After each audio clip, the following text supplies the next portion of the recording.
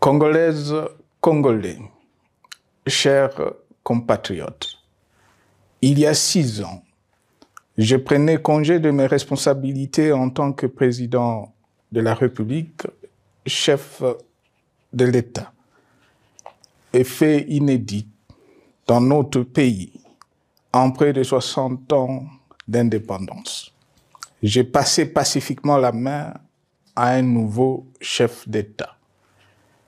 Depuis lors, je m'étais imposé un strict devoir de réserve, y compris quand j'ai fait l'objet, directement ou par mes proches interposés, de provocations, de déni de droit, d'humiliation, d'imputations dommageables et d'autres multiples atteintes à ma dignité. D'abord, parce que je suis convaincu que le temps est le meilleur allié de la vérité, un antidote lent mais puissant contre le venin du mensonge et de la délation. Mais aussi et surtout, parce qu'agir autrement aurait fait le jeu de ceux qui, par cette campagne odieuse, cherchaient à détourner l'attention de notre peuple de leur incapacité, aujourd'hui avérée, à répondre à ses attentes et aspirations. J'ai enfin décidé de briser ce long silence, de sortir de ma réserve et de m'adresser à vous parce que l'enjeu est de taille. Il est même existentiel. Non pas pour ma famille politique ou biologique, moins encore pour ma modeste personne, mais plutôt pour la nation congolaise et pour l'avenir de notre cher et beau pays. J'ai décidé de briser le silence parce qu'au vu de la situation que traverse notre pays, continuer à me taire m'aurait rendu poursuivable devant le tribunal de l'histoire pour non-assistance à plus de 100 millions de compatriotes en danger. Je saisis cette opportunité pour partager avec vous mes réflexions et participer ainsi à la recherche de la solution à la crise que traverse notre pays, la République démocratique du Congo, terre de nos ancêtres, car il est gravement malade et son pronostic vital engagé. Mieux que quiconque, vous en êtes conscient, car vous en faites quotidiennement les frais dans votre chair et vous en payez le prix. Mes chers compatriotes, vu l'importance stratégique de notre pays et le rôle qu'il est appelé à jouer, j'avais, de l'avènement au pouvoir du chef de l'État actuel, conclu avec lui un accord donnant naissance à la coalition entre nos forces politiques respectives. À propos de cet accord, beaucoup de contre-vérités ont été dites, y compris, fort malheureusement, par celui qui est censé connaître la vérité, parce qu'en étant l'un de 2 principaux signataires. En attendant qu'au moment opportun, la vérité soit rétablie, preuve irréfutable à l'appui, permettez-moi pour l'instant d'affirmer qu'en ce qui me concerne, la conclusion de cet accord n'avait pour seule motivation que l'intérêt supérieur de la nation. Par cet accord de mutualisation de forces, j'entendais en effet permettre à mon successeur d'exercer dans la direction des affaires de l'État plus de pouvoir effectif que ce que la faible représentation de sa famille politique au sein de la nouvelle Assemblée nationale était en droit de lui conférer. Je voulais par ailleurs faciliter le fonctionnement harmonieux des institutions et éviter à la nation, comme à notre jeune démocratie, d'éventuelles crises politiques qui leur auraient été fatales.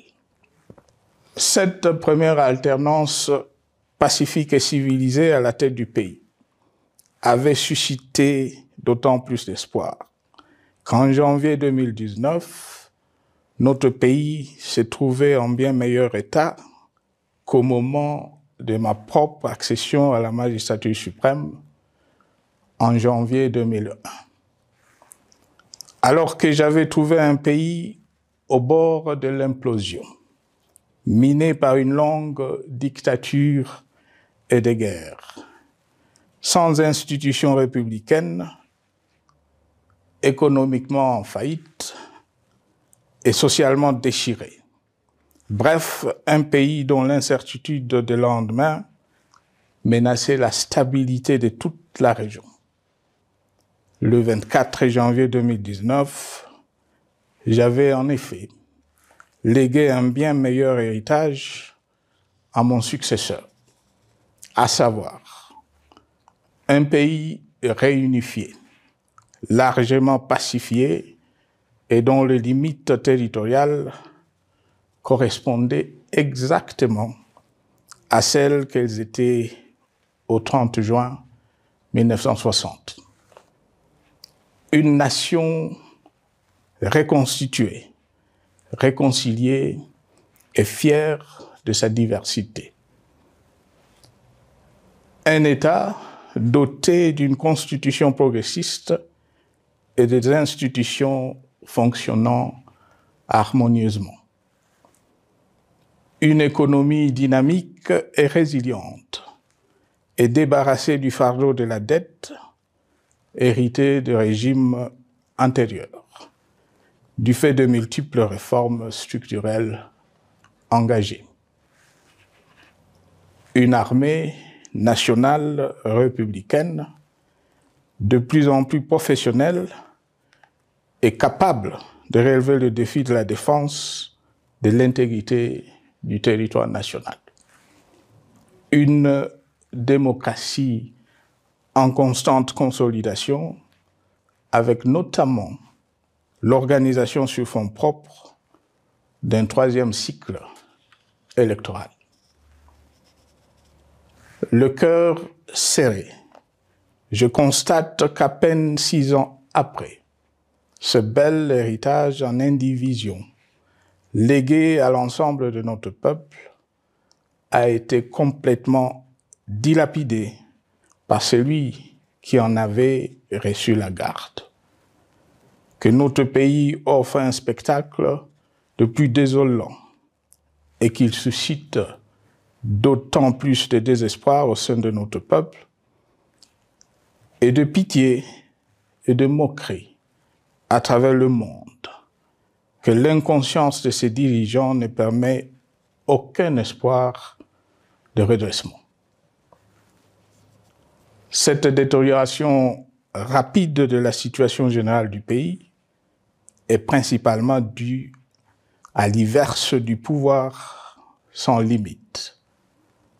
Le nouveau dirigeant s'illustre en effet par une série de remises en cause, reniements et violations intentionnelles de la Constitution, avec en toile de fond la volonté irrésistible de concentrer tout le pouvoir entre les mains d'un seul homme au mépris du pacte qui cimentait la cohésion de notre peuple. Le premier acte de remise en question de ce pacte républicain, véritable socle de stabilité et de cohésion nationale, a consisté à violer délibérément la Constitution et les lois pertinentes lors du premier remaniement de la Cour constitutionnelle par le président de la République. La violation de ce texte juridique, fondement de tout état de droit, pour de simples raisons de confort politique est devenu, depuis lors, une marque distinctive de la gouvernance de notre pays. Dans le même esprit, en décembre 2020, il fut organisé un coup d'État institutionnel à la suite du renversement en pleine mandature d'une majorité parlementaire, pourtant dévolue par le peuple souverain, ainsi que le gouvernement qui en était issu. S'en sont ainsi suivis la nomination illégale de membres de la Commission électorale nationale indépendante, ainsi que le simulacre des élections de décembre 2023, organisées en violation du cadre juridique et de normes internationales pertinentes, qui, par une ampleur sans précédent de la fraude, ont amplifié l'illégitimité des institutions et de leurs animateurs. Le coup de grâce a été donné par l'annonce du projet de changement de la Constitution, un projet dont la réalisation liquiderait totalement le consensus national de Sun City. Les conséquences négatives de cette gouvernance non orthodoxe sont pour le moins stupéfiantes. Le pays est ainsi devenu un espace de non-droit. La République a cessé d'être démocratique et la volonté du chef de l'État tient désormais lieu de loi suprême, supplantant la Constitution et les lois. En revanche, érigé en politique du gouvernement, le populisme et la démagogie, le mensonge et l'arrogance, la discrimination et la stigmatisation de certaines composantes de notre peuple, l'institutionnalisation du tribalisme et du népotisme, l'opposition de communautés nationales les unes aux autres, le discours de haine et l'injustice ainsi que l'impunité ont d'autant plus aisément détruit la cohésion nationale et le vivre ensemble que l'opulence outrancière et le non-respect de la parole donnée sont les maîtres mots de la classe politique au pouvoir. Ce qui a rendu le pays fragile et donc vulnérable.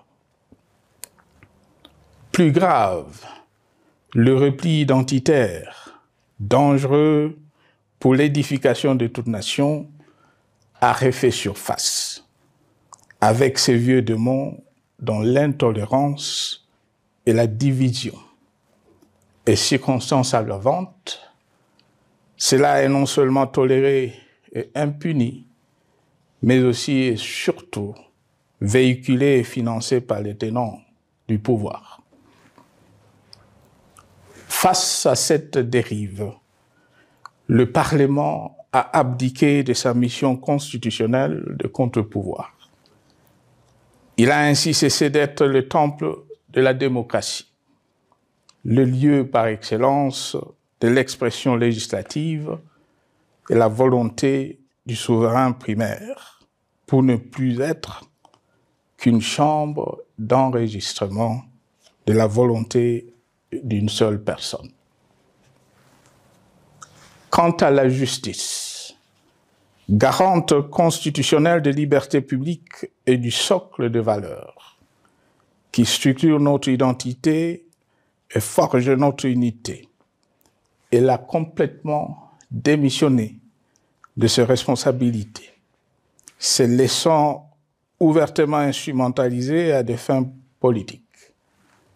Elle n'est donc plus qu'un instrument d'oppression d'une dictature qui tente désespérément de survivre à contre-courant de l'histoire, par la terreur et l'imposition de la pensée unique. Rôle peu louable, qu'elle partage avec les milices tribales, ainsi que la police et le service de renseignement, eux aussi détournés de leur noble mission de protection des citoyens et de sécurisation de l'État. Sur le plan économique, la situation est de plus inquiétante. Malgré l'augmentation des recettes publiques, essentiellement due à l'arrivée à maturité de toutes les réformes courageusement votées de 2002 à 2018, notamment le nouveau code minier, forestier, des hydrocarbures, des assurances et de la sous-traitance, et un niveau d'aide financière accrue de la part des institutions de Bretton Woods. Aucun investissement n'a été réalisé pour doter le pays d'infrastructures modernes, soutenir des réformes structurelles et stimuler la croissance. Par contre, l'inflation et la dépréciation monétaire, jadis vaincues, sont de retour. La corruption et le détournement de deniers publics ont atteint un niveau inédit. Et l'endettement public que nous avions maîtrisé de 2010 a de nouveau grimpé en flèche, dépassant la barre de 10 milliards de dollars et suscitant des inquiétudes légitimes quant à la solvabilité à moyen et long terme du pays. Les conséquences sur le plan social sont aussi dramatiques. Aggravation du chômage, accumulation des arriérés des salaires des agents de l'État, baisse drastique du niveau de vie de la population et recrudescence du banditisme urbain, de l'exode rural et de la famine dans un nombre croissant de provinces. Les Congolais sont désormais en proie à une véritable angoisse existentielle. Parmi les victimes résignées de ce gâchis se trouve en bonne place notre jeunesse, qui a été pourtant de tout le combat démocratique et qui a beaucoup cru aux vertus de l'alternance pacifique. Aujourd'hui, sans repère ni perspective sérieuse du lendemain, et se sont abandonnés, laissés à la merci des entrepreneurs de conflits et de vendeurs d'illusions de tous bords. Rien de ce qui lui a été promis depuis 6 ans n'a été réalisé. À cette jeunesse désabusée, comme à l'ensemble de notre peuple, nous tenons à donner une assurance. L'échec d'un régime compromet, mais ne scelle pas définitivement le sort d'un peuple. Mes chers compatriotes, s'agissant de la situation sécuritaire, dans les grandes agglomérations comme dans nos campagnes, elle est partout plus que préoccupante. C'est le cas notamment au nord Kivu, au sud Kivu, en Ituri, au Maniema, au Tanganyika, au Katanga et au Mai-Ndombe, province pourtant voisine de Kinshasa, capitale du pays et siège des institutions. Le sang de nos compatriotes civils et militaires, valeureux officiers et soldats des rangs, mais aussi députés, éminents membres de la société civile ou de partis politiques, a ainsi abondamment et gratuitement coulé.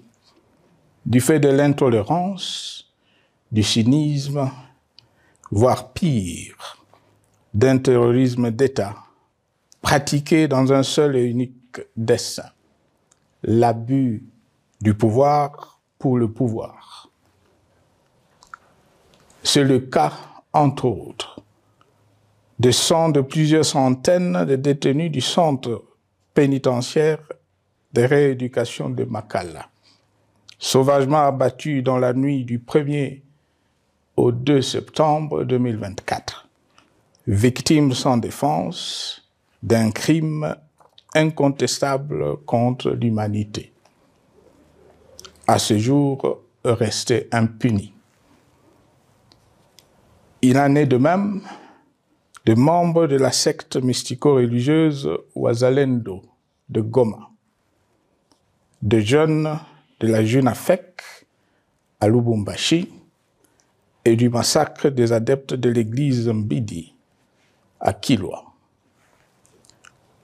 Cette déliquescence de la situation sécuritaire est due à la mauvaise gouvernance du pays qui, dans ce secteur, est aujourd'hui caractérisé par une formation militaire bâclée, des recrutements et mises en place ethniquement motivés, ainsi que par l'emprisonnement sans jugement, aussi bien de plusieurs militaires et officiers de haut rang que des agents de l'ordre et de sécurité, majoritairement swahiliphones. Bien plus, à l'armée nationale, bouclier de la nation, instrument de préservation de l'indépendance nationale et de l'intégrité territoriale, il a été substitué de bandes de mercenaires, de groupes armés, de milices tribales et de forces armées étrangères qui ont non seulement montré leurs limites, mais aussi enfoncé le pays dans un chaos indescriptible. L'État a ainsi perdu le monopole de la violence légitime en sous-traitant aux groupes armés, autrefois maîtrisés, le maintien de l'ordre public et de la tranquillité nationale. Et comme si cela ne suffisait pas, l'armée nationale est vilipendée, conspuée et tournée en dérision par les autorités qui n'assument jamais rien alors qu'elles sont censées veiller à sa consolidation et à sa respectabilité. Pour les avoir formés, commandés et conduits au front, je connais nos soldats, boucs émissaires aujourd'hui de toutes les contre-performances enregistrées sur les champs de bataille. Ils ne sont pourtant pas intrinsèquement moins bons, moins nationalistes et moins loyaux. Ce qui a changé entre-temps, c'est la qualité du commandement et de leur prise en charge. Au niveau régional, le gouvernement a levé l'option désastreuse de se détourner de deux principaux instruments internationaux qui étaient à la base de l'architecture régionale de paix et de sécurité, laquelle avait permis la stabilité régionale que le président actuel avait trouvée lors de son accession au pouvoir, à savoir le pacte sur la sécurité, la stabilité et le développement dans la région de Grand Lac et l'accord cadre pour la paix, la sécurité et la coopération pour la République démocratique du Congo et la région. Plus grave encore, en faisant de forces négatives, les FDLR, ainsi que des centaines de groupes armés congolais, des supplétifs des forces armées de la République démocratique du Congo, le gouvernement a ouvert la voie à la régionalisation du conflit, avec des conséquences inévitables sur la stabilité de la région. Mes chers compatriotes, alors que sur le plan institutionnel, politique, économique et social, les fondamentaux avaient été établis et que le pays avait été placé sur la rampe de lancement, prêt à décoller. Nous voici, hélas, en un temps record, soit 6 ans, de nouveau à la case départ. Seul d'un État failli, divisé, désintégré, au bord de l'implosion, inscrit en bonne place au palmarès de pays pauvres, le plus corrompu et très endetté. En atteste tout le rapport tant du Conseil de sécurité des Nations Unies que ceux sur l'indice de développement humain et sur la pauvreté. La crise qui déchire notre pays est donc profonde et multidimensionnelle. Sa solution doit être nécessairement globale. Toute autre approche n'a donc aucune chance de conduire à une paix durable. Bien plus, le Congo est intemporel. Il n'appartient pas à tel ou tel régime politique, ce dernier étant par définition rotatif et donc passager en démocratie. Il appartient plutôt au peuple congolais dans sa grande diversité.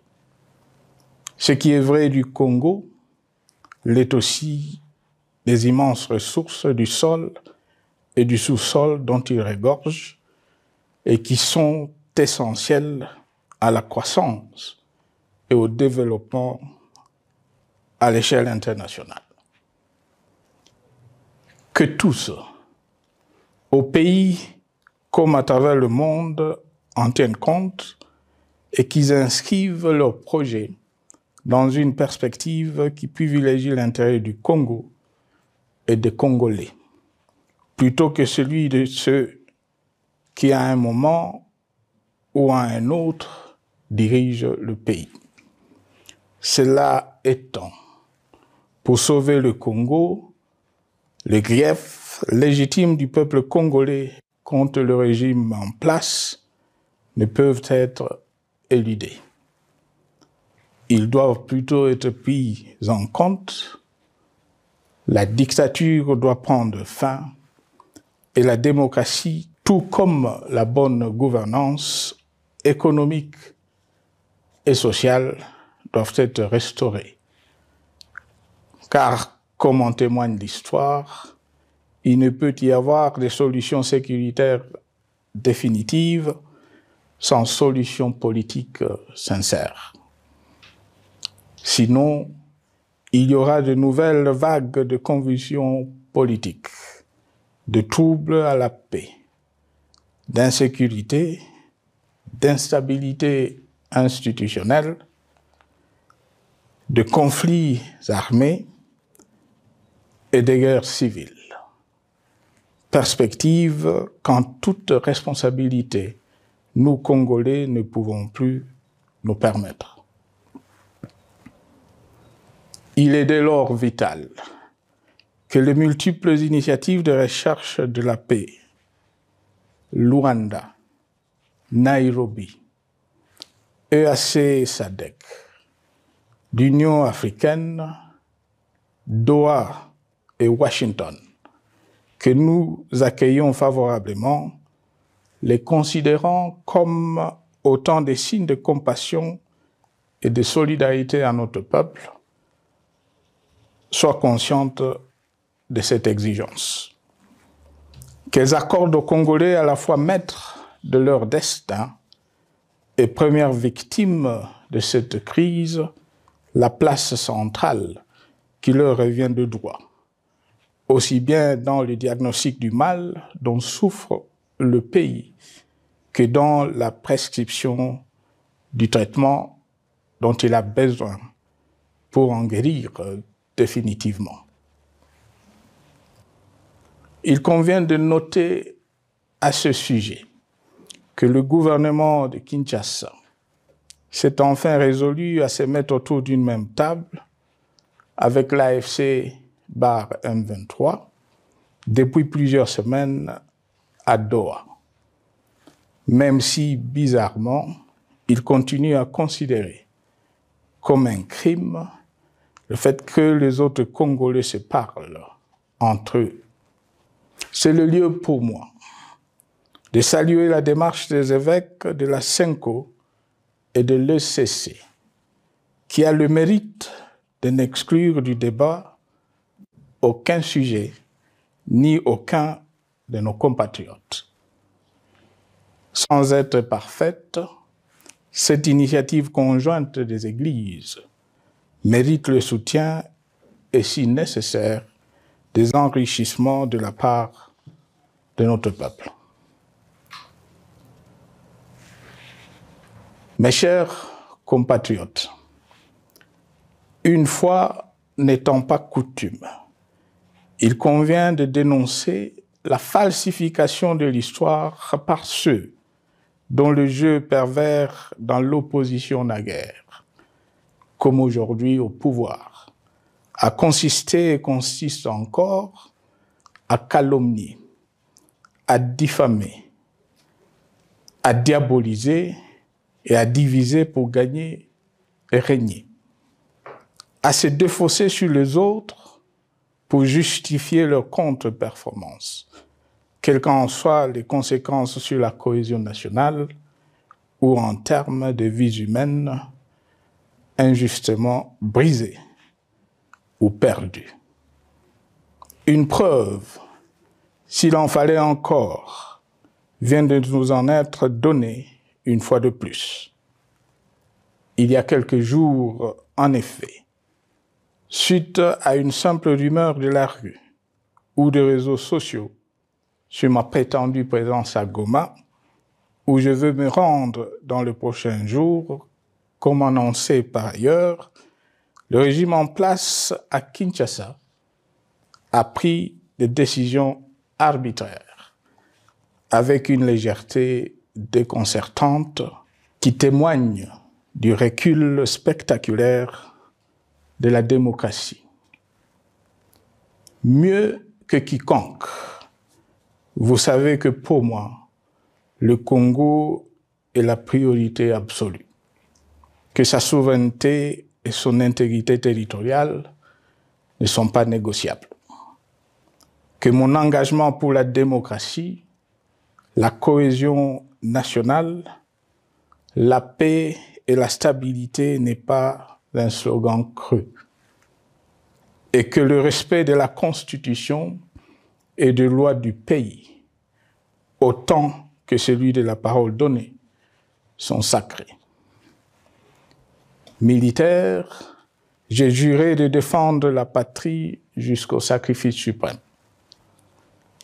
Hier au pouvoir, aujourd'hui en dehors du pouvoir, je demeure plus que jamais fidèle à ce serment.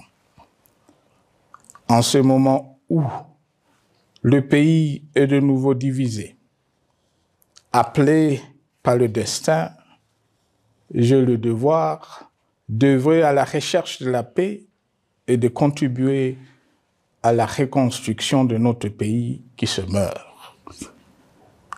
C'est dans cet esprit que j'ai choisi ce moment pour exprimer ma sympathie à l'endroit de toutes les victimes du conflit en cours, de réconforter et marquer ma solidarité avec la population de la partie orientale. Vous, qui êtes abandonnés par le pouvoir central, qui semble avoir pris le parti de vous punir, entre autres, en déconnectant les institutions financières du réseau bancaire national, et en restreignant le mouvement de personnes et de biens.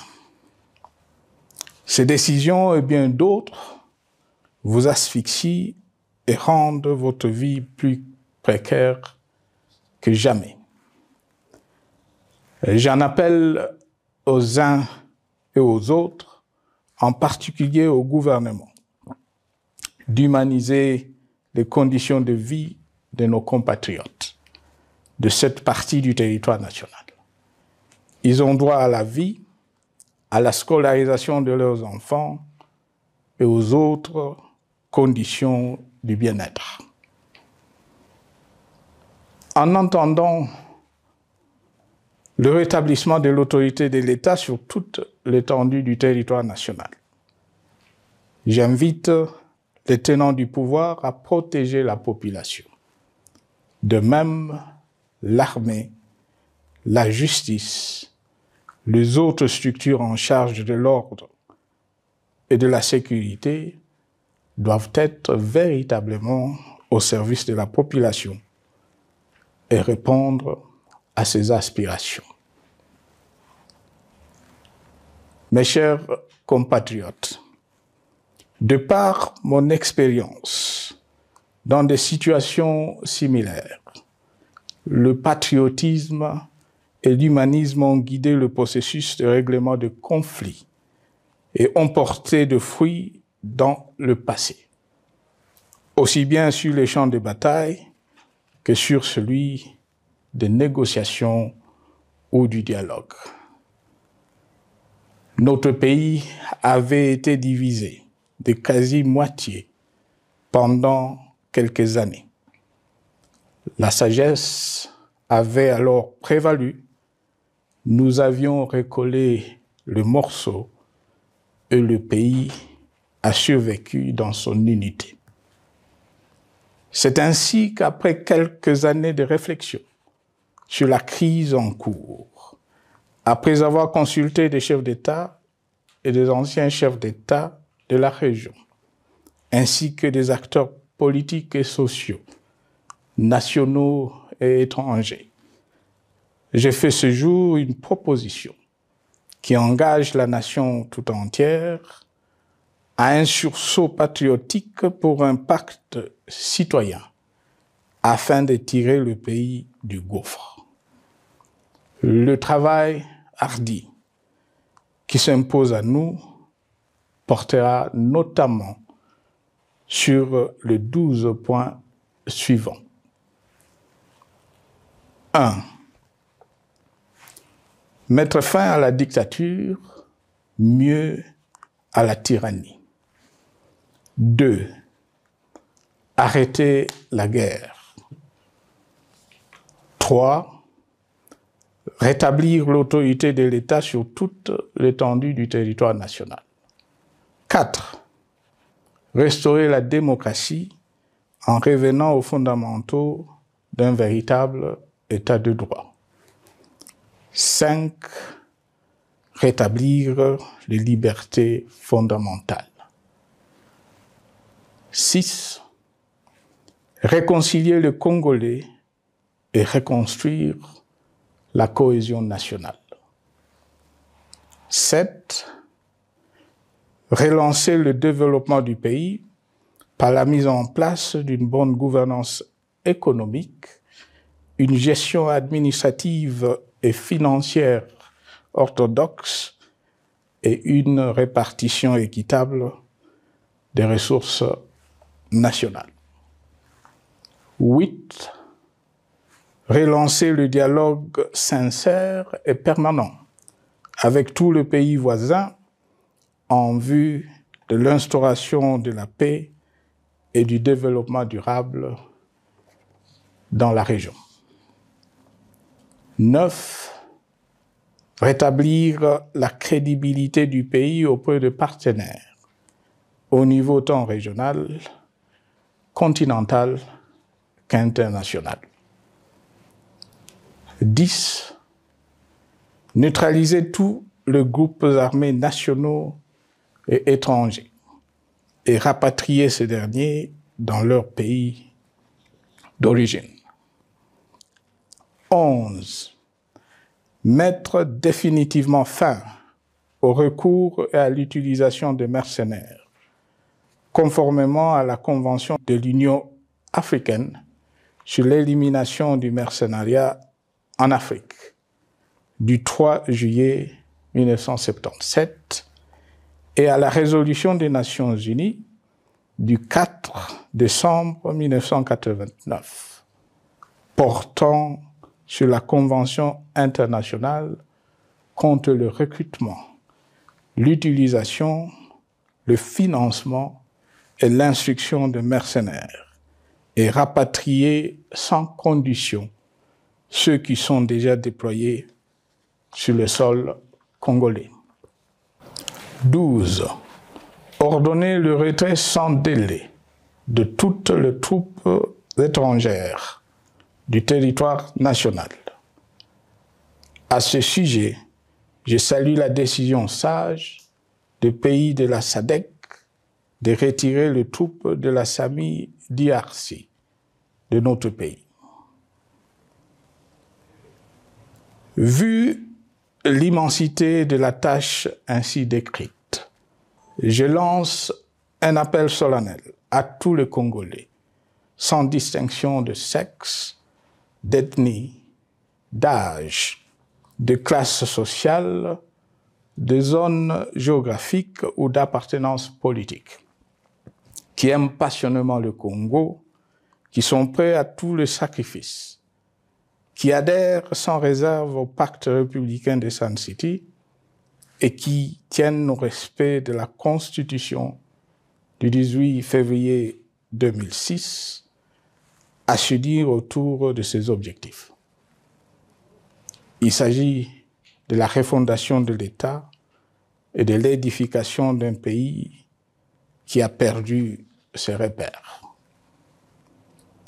Mobilisons-nous et mettons à profit tous les moyens à notre disposition pour restaurer l'unité nationale, sauver le Congo et préserver son indépendance.